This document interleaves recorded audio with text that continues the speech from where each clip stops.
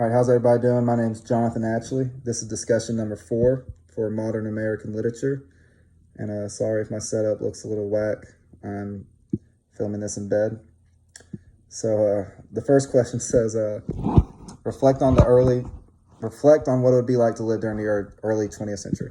So I think it would have been really, really tough to live during the early years of the 20th century. First of all, World War I happened, which took thousands of American lives.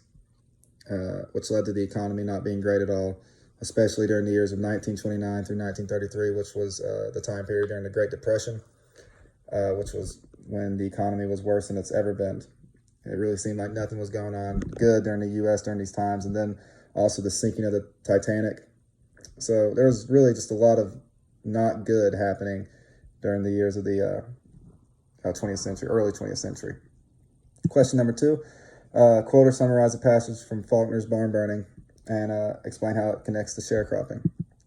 So first of all, sharecropping was when the owner of the land would let the tenant or worker of the land live and work the land. In exchange, he would give a share of the crops to the owner.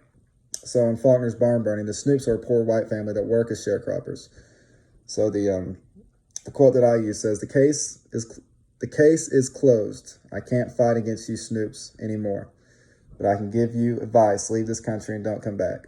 So this is the owner. He was upset at them, and the owner is the one that they worked for. So question number 3, quote or summarize the passage from Faulkner's Barn Burning that uses the stream of consciousness. So the quote that I picked says, and this is kind of a long one, and it doesn't really make sense, so: the boy crouched on his nail keg at the back of the crowded room. Knew he smelled cheese and more. From where he sat, he could see the raked shelves, close packed with solid, squat, dynamic shapes of tin cans, whose labels his stomach read, not from the lettering, which meant nothing to his mind, but from the scarlet devils, the silver curve of fish. This, the cheese, which he knew he smelled, and the hermetic meat, which his intestines believed he smelled coming from the intermittent guts, monetary, and brief between the other constant one. The smell and sense just a little of fear, because mostly of despair and grief. The all fierce pool of blood. So this sentence is really scattered and has really all his thoughts and observations really just coming out all at once. It doesn't really make sense at times. So that's that. So question number 4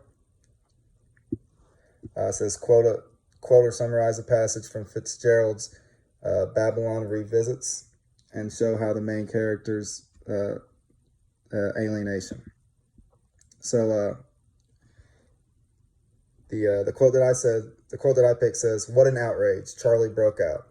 "What an absolute outrage!" Neither of them answered. Charlie dropped into an armchair, picked up his drink, set it down again, and said, "People I haven't seen in 2 years, having the colossal nerve, ...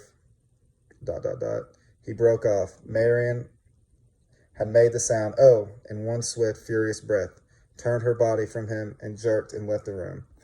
So during this time, Charlie felt really a sense of loneliness, and he was just really overwhelmed with his situation, with his wife dying and then his daughter dying later. Question number 5. Explain how Babylon Revisits connects to the financial crisis that led to the Great Depression. So Charlie comes to Paris not long after the stock market crashed in 1929. So that's how it kind of ties in the financial crisis. And then question number 6. What crisis do you see in the early 21st century, and how do you think it influences art, music, poetry, etc.?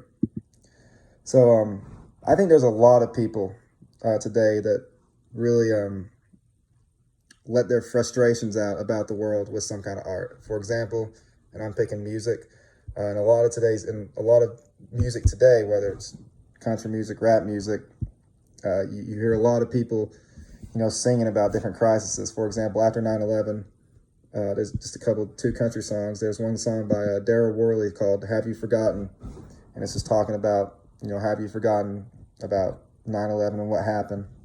And then there's another song about 9/11 from Alan Jackson, says, Where Were You When the World Stopped Turning? So these are just two country songs that really just, are letting their frustrations out in their music. And really in a lot of rap music today, you probably hear that in a lot of rap music today, you hear a lot of frustrations about, police brutality, a lot of stuff like that. So, in a lot of different arts, you see people, letting their frustrations out about what's going on in the world, about different crises that happens. So, yeah, that's that. So hope y'all enjoyed watching. Thank you.